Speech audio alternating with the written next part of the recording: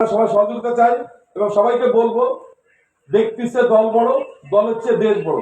দেশের স্বার্থে আপনারা সবাই নিজের অবস্থান থেকে একটু সরে আসেন, মানসিকতা পরিবর্তন করেন। কারণ আমরা যদি পরিবর্তিত না হই, নিজেদের পরিবর্তন না করি, তাহলে কিন্তু আমরা এগিয়ে যেতে পারবো না, আমরা করতে দিব না। পরিষ্কার কথা, এখানে কোন টেম্পো স্ট্যান্ড বা কোন স্ট্যান্ডে নিজ উদ্যোগে মানে রোটেশনের নামে বা বিভিন্ন নামে যেটা করা হচ্ছে সেটা শতভাগ বন্ধ করতে হবে। এটা আমাদের প্রধানমন্ত্রীর নির্দেশনা, সেটা আমরা বাস্তবায়ন করব। আর আরেকটা জিনিস, মাদক নিয়ে আমাদের করা নির্দেশনা, মাদকের বিষয়কে জড়িত থাকলে আমরা কোনো ছাড় দিব না।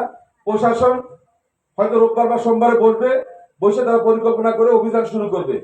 গ্রেপ্তার হলে আমাকে ফোন করে কোনো লাভ নেই, কারণ মাদক ক্যান্সার থেকে ভয়ানক ক্ষতিকর। আমার সন্তান, আমার প্রজন্ম ধ্বংস হয়ে যাচ্ছে, আমাদের জনপদ ধ্বংস হয়ে যাচ্ছে। সুতরাং এইটার ব্যাপারে আপোষ করার কোনো সুযোগ নাই। সুতরাং সবাইকে বলবো, আপনাদের আশেপাশে যারা আছে, এর সঙ্গে জড়িত আছে, আপনারা জানেন, তাদেরকে সতর্ক করেন যেন মাদক থেকে সরে আসে। আমাদের সন্তানদের সাথে, আমাদের দেশের সাথে এই ব্যাপারে আমরা কোনো কম্প্রোমাইজ করবো না।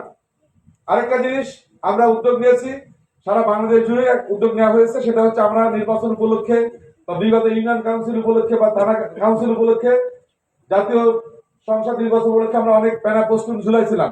প্রত্যেকে নিজের এলাকায় যার যারটা নামায় ফেলবেন। 48 ঘন্টার ভিতরে আমরা এগুলো সব অপসারণ করব, কারণ এগুলো পরিবেশের জন্য ক্ষতিকর আর এগুলো দেখতেও সুন্দর দেখায় না। সুতরাং আমরা ঢাকা শহরে ইতিমধ্যেই কিন্তু অলমোস্ট পরিষ্কার করে ফেলছি। এখন যেহেতু আমাকে পরিবেশ মন্ত্রণালয়ের দায়িত্ব আছে, এবার বলবো পরিবেশের সাথে আমারটাও আমি বলেছি, যারা যেখানে আছে সবাই নামায় ফেলবেন এবং যার যার এলাকায় যেটা আছে সেটা সবাই ফেলবেন। আপনার ব্যক্তিগত ব্যবহার করতে পারেন, পারিবারিক কোনো কাজে যদি মনে করেন লাগে সেটা ব্যবহার করতে পারেন, কিন্তু ঝুলন রাখা যাবে না, কিন্তু দৃশ্যমান করা যাবে না। কারণ এটা আমাদের নির্দেশনা উপর থেকে, যে যত বাংলাদেশে এইগুলো কাজ হয়েছে সবগুলো সরাতে হবে। তো আপনাদের অনুরোধ করবো, দ্রুত আপনারা এগুলো অপসারণ করবেন। প্রথমে যেটা বললাম আপনাদের, যে সেটা হচ্ছে অতি উৎসাহী হয়ে কেউ কোনো দখল বা সাদাবাজ বা এই যে মানুষ ব্যাপারগুলো আছে, এইগুলো ব্যাপারে সতর্ক থাকবেন কিন্তু, কারণ এইগুলো ব্যাপারে কোনো ছাড় দেওয়া হবে না।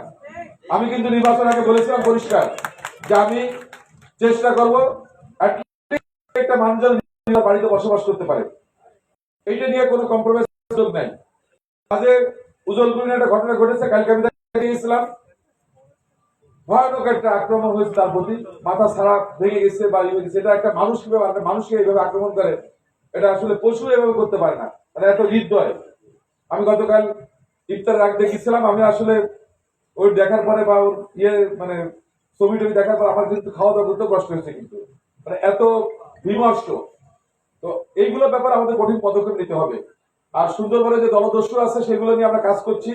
আমি রোববারের দিন খুলনা জেলা প্রশাসন এবং এখানে আমাদের বাগেরহাট জেলা প্রশাসন, আমি 2 জেলা প্রশাসনকে ডাকছি।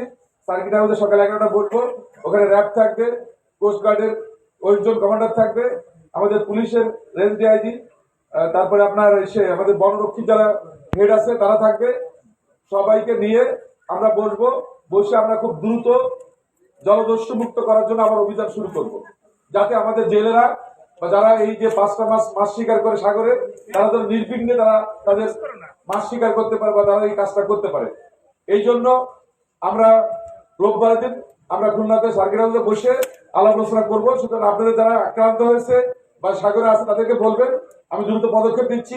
আমি ওখানে চেষ্টা করবো, আমাদের দুবলাচরের যে সভাপতি আছেন আলহাজ কামাল উদ্দিন সাহেব, উনি বীর মুক্তিযোদ্ধা, ওনাকে আমি আমন্ত্রণ জানানোর বলেছি।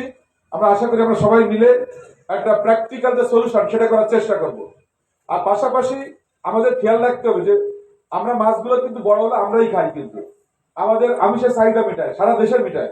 এখন অনেকে কিন্তু 22 মাসের পোনা বা ছোট ছোট পোনা যেগুলো মারতেছে সেগুলো কিন্তু আমাদের ভবিষ্যতের জন্য খুব খারাপ হবে। কিন্তু আমরা বিষ দিয়ে যারা মাছ শিকার করতেছে, খালে যারা বিষ প্রয়োগ করতেছে, এটা ধরা পড়লে কিন্তু কঠিন শাস্তি ভোগ পেতে হবে, এটা নিয়ে কোনো ছাড় নেই কিন্তু। কারণ বিষ দিয়ে মাছ ধরলে আমাদের জনপদ শেষ হয়ে যাচ্ছে, আমাদের মাছের বংশ শেষ হয়ে যাচ্ছে। সুতরাং এইটার ব্যাপারে আপনারা সতর্ক থাকবেন।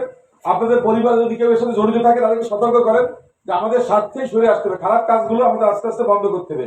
যাই হোক, আমি মূলত আসছি আপনাদের শুভেচ্ছা বিনিময় করার জন্য। তারপর যেহেতু আমি একটা মন্ত্রণালয়ের দায়িত্বে আছি, পাশাপাশি আমাদের প্রধানমন্ত্রী মহোদয় আমাদের কিছু নির্দেশনা দিয়েছেন, এগুলো আপনাদের সাথে শেয়ার করলাম। কারণ আমাদের সবাইকে নিয়ে আগামীতে ওনার যে নির্দেশনা সেটা বাস্তবায়নের জন্য কাজ করতে হবে সবাইকে একসঙ্গে। তো সেক্ষেত্রে আপনাদের সহযোগিতা লাগবে। আমাদের এই রামপাল মোংলায় অনেক সমস্যা আছে, আমি ইতিমধ্যে বলেছি। আজকে বিকেলে আমি আমাদের যে রোড অ্যান্ড হাইওয়ে যারা ইঞ্জিনিয়ার আছে বা এলজি যারা ইঞ্জিনিয়ার আছে তাদের সাথে বসবো, আমি মতামত দিব, দেখবো কোন কোন রাস্তার কি অবস্থা আছে, সেই অনুযায়ী পরিকল্পনা দ্রুত পাশ করে কাজ শুরু করতে পারি সেজন্য পদক্ষেপ নেব। আমি চেষ্টা করব খুব দ্রুততম সময়ের ভিতর আমার যে কমিটমেন্ট গুলো ছিল সেগুলো নিয়ে কাজ করার জন্য।